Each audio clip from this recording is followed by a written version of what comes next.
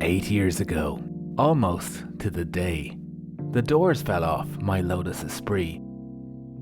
And I know you're wondering, what's the secret sauce to making a project last that long? Well, it's being ready to go all in on the detail, to be hungry even for the unexpected break in that rare part made of no budgetite. I don't know what treats the doors will have in store, but I'm taking you with me. Relax now. Just have a look into this rabbit hole for me. That's it. Just a little further, don't be shy. Take the carrot.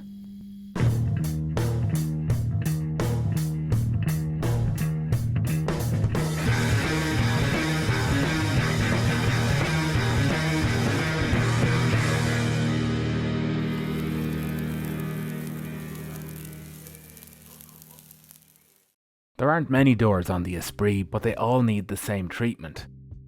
And on the bonnet, that treatment was polishing and making bling.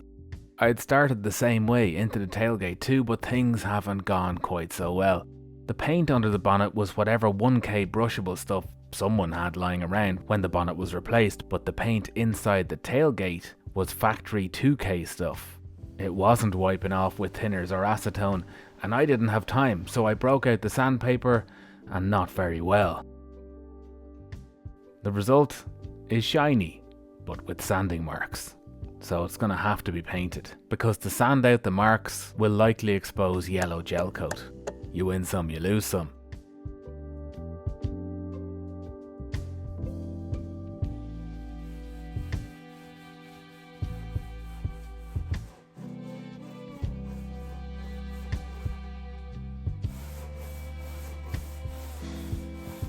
So to the doors. The 8-year-old footage in the intro of weighing them showed about 23 kilos per door, and the new scales in the loft concurs.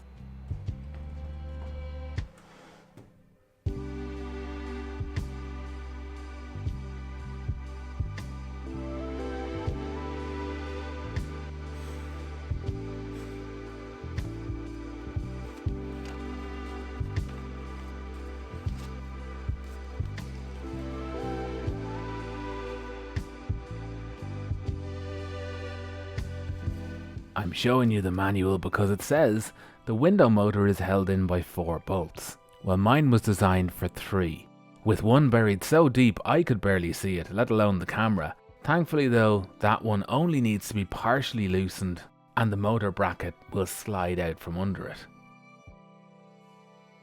I'm guessing a modern window lift motor might well be lighter than the near 50-year-old Delco ones in the Esprit, but I've no clue where to start looking for a lightweight alternative. Manufacturers don't tend to list the weights of lift motors.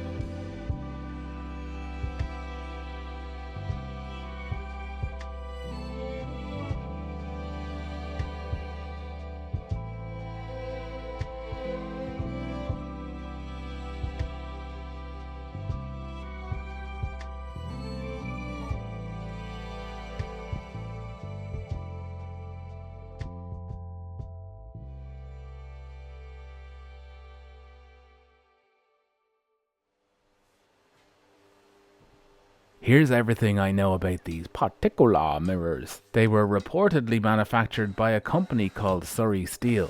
They're almost all alloy and plastic. The only other car I know they appeared on for sure was the Aston Martin V8.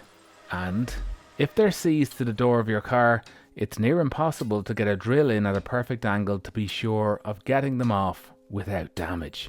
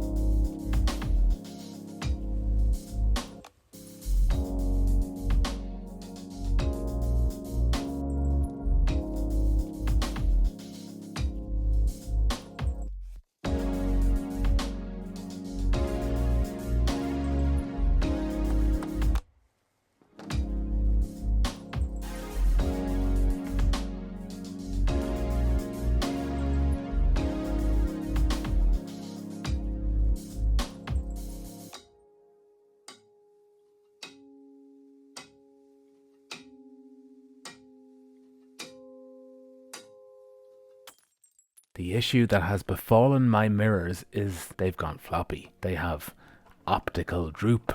Someone has used what looks like a masking tape in the past to try and keep them in one place. I can imagine the wind would have just folded them even at low speed.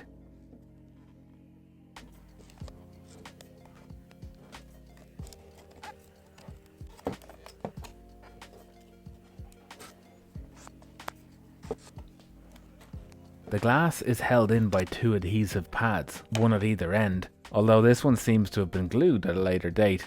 Through the holes in the glass mount there are two screws that hold the mechanism into the main body, and when they're removed, the mechanism can be teased out of a slot toward the pivot of the mirror base. You've probably guessed, but this mirror is one of the most rare parts on the Esprit. I wouldn't say impossible to get, but very difficult. So any breakages will have to be tackled with creativity.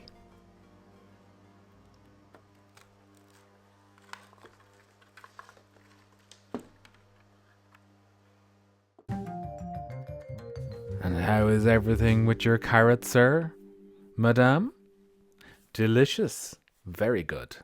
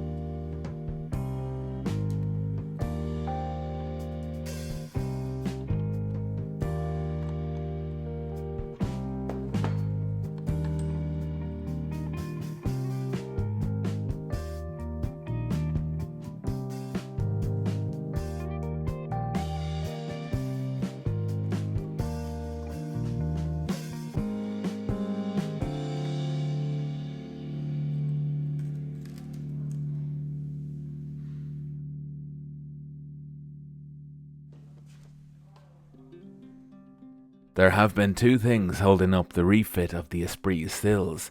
These seatbelt anchor plates have been missing the key item, a 7/16 inch nut to finish the job.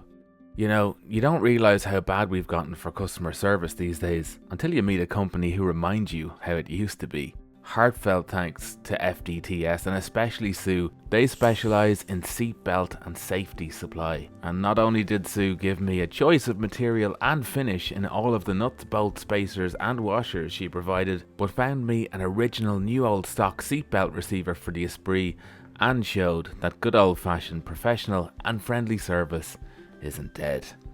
Thanks, Sue.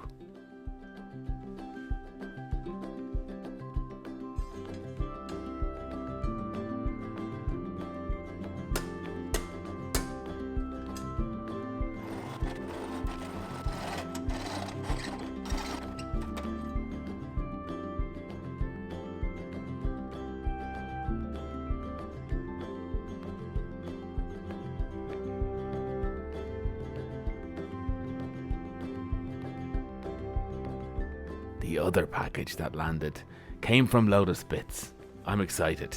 My luck has obviously been in lately because Archie there was another breath of fresh air. He put the time in to find the right combo of parts and just like Sue, even provided photos. And I should say, I purchased the parts from both companies. These are not paid promotions. Archie sent the basic parts needed to make up a fly-off or fold-down handbrake system for the Esprit. It's genuine Esprit too, albeit from a later model, and you'll see it's literally the original style lever cut and modified to have a hinge point. I needed to have these parts in hand so I could mount the bracket, which on an S2 is captive between the inner and outer sill. But as it turns out, it's a sensibly beefed up item and mounted inside the car on later Esprits so as to be a little more repairable if something goes wrong. The factory bolts would still have come through from between the sills though, so I'm going to make a small stainless steel web to weld captive nuts to that I'll screw and bond to the outside of the inner sill so it'll be possible to remove and replace the handbrake bracket from inside completely and without major surgery to the body.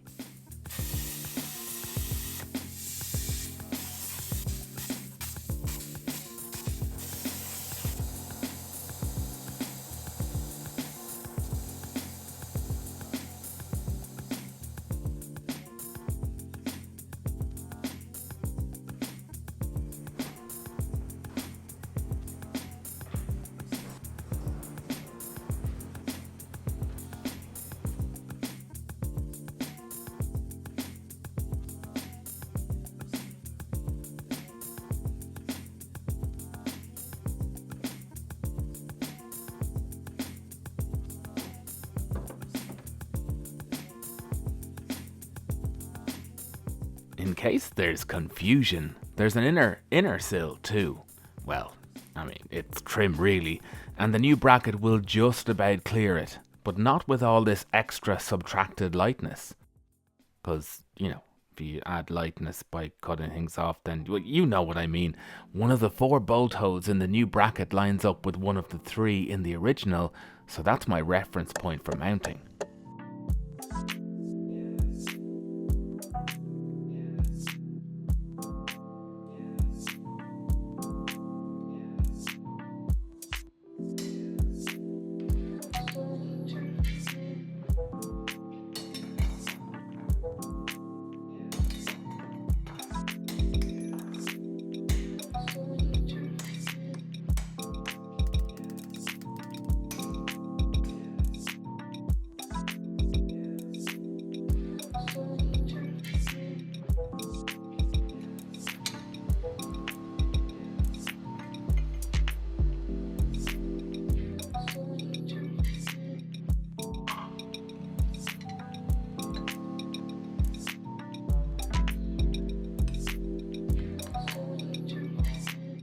The idea is to use the plasma cut web, albeit with captive nuts on it rather than bolts, fastened and bonded to the outside of the inner sill as a receive for the bracket bolts that will tighten from inside the car. That leaves me with a serviceable bracket. As I worked, I realised that the extra leeway provided by removing the captive nuts from the bracket meant that a second original bolt hole in the body would line up. That left only 2 new holes to be drilled, and because of my previous repair to the fiberglass, there are no other open holes left in the inner sill. I'm not going to show you shots of the receive bracket because once I had everything fitted, and because of that extra wiggle room, it wasn't the right shape anymore, so I have to fabricate new ones. That's it. I fell down the best rabbit holes with the mirrors and the handbrake that resulted in a welcome break from the sanding, and that mean I can get the sills back on the body. A major and big step forward. I skipped past the fact that the ratchet quadrant from the original handbrake works in the fly-off unit. It was a guess when ordering the parts, but just try and find a fly-off setup that still has its quadrant intact. Use the button, folks. Before all's said and done, I'm going to try and cut one on the plasma table. There is something going on though, something catching slightly and intermittently. It doesn't seem to be the quadrant, but that sort of fettling is rolling restoration fare. Hopefully not rolling down a hill with a failed parking brake. Sincere thanks to my patrons and new members: Teju Lee, Scott Helmke, Alex Lee, Bruce Fowler, Ian Ferguson, Michael Moolsdale, Gary Maher, sorry if you're Mara Gary, Brett Bannister, Paul Sumner, Philip van Vrassem, Jonathan Coulson and Peter Carrington. I'll be back in a Patreon exclusive with behind the scenes details, so expect that. Thank you for watching. You know what to do in the meantime. Please like and subscribe, stay stuck in, and good luck.